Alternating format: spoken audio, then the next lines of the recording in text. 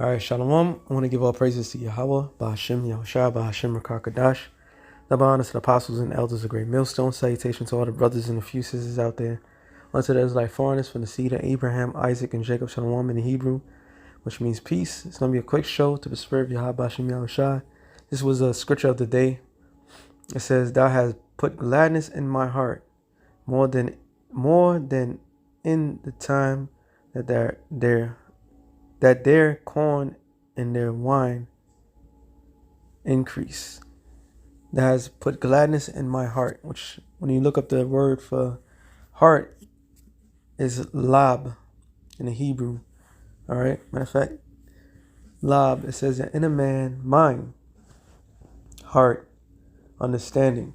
So it's talking about it's talking about your mind. All right. Put gladness in our mind more than the time that the corn and their wine increase. So more than your riches. All right. The corn and the wine could represent corn and wine. Also could represent the scriptures. Could represent many of things, but also could represent riches. Okay.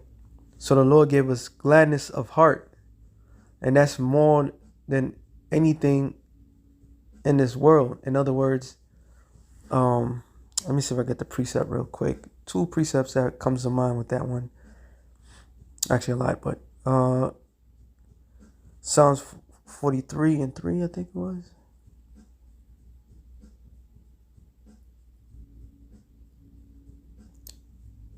No, see, it wasn't this one. Psalms 37.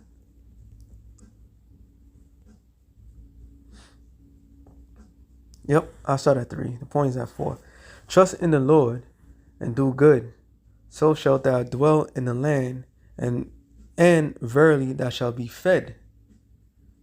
Delight thyself also in the Lord, and he shall give thee the desires of thine heart. So if you do good by Yahweh, by Shem Yahushua, he's going to give you everything that you need and then some. All right. That's why you must think of the kingdom first. And this is why it comes to mind. Matthew 6 and what?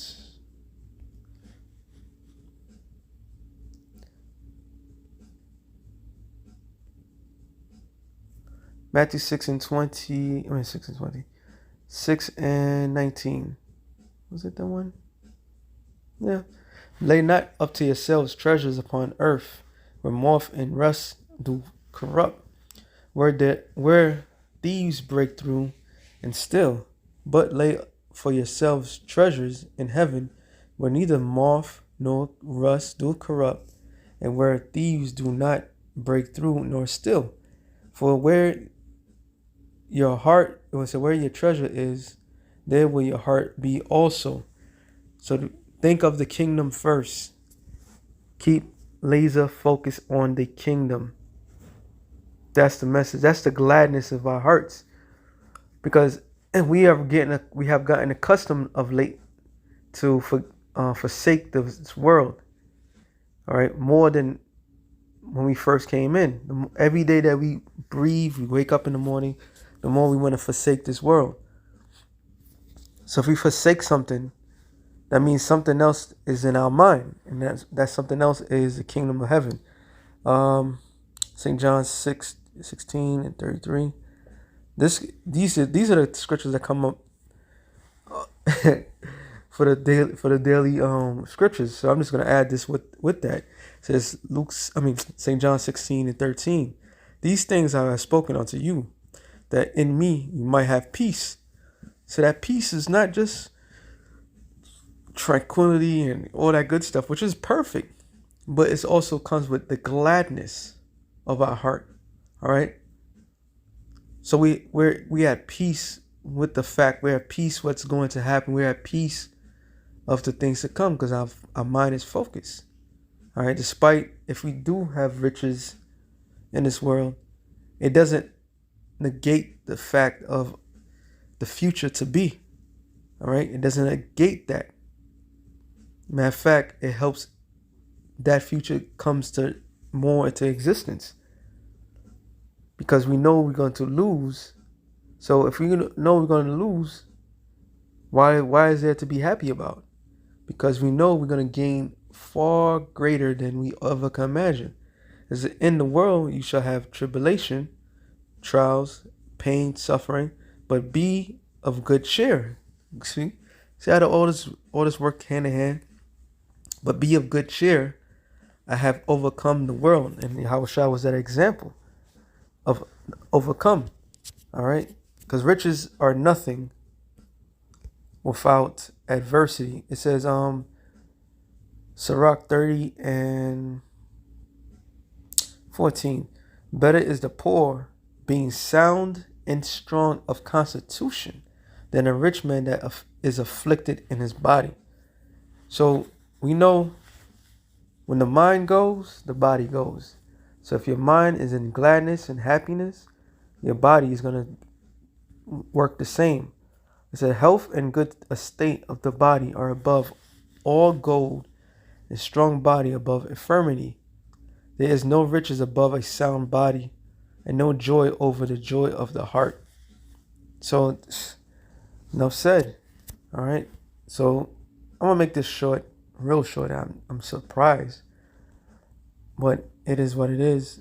The point is, going back to this. It says, Psalms 4 and 7. It says, that has put gladness in my heart. So the Lord instilled this mindset that we all supposed to have. That mindset is what? To be glad. All right? To be glad in our infirmities, to be glad in that we know. Oh, one more scripture. I had to bring that out. It came to my mind earlier. On Jeremiah 9 and 23. It says, thus saith the Lord, let not the wise man glory in his wisdom, neither let the mighty man glory in his might. Let not the rich man glory in his riches, but let him that glorify glory in this, that he understandeth and knoweth me, that I am the Lord, which exercises loving kindness, judgment, and righteousness in the earth. For in these things I delight, saith the Lord.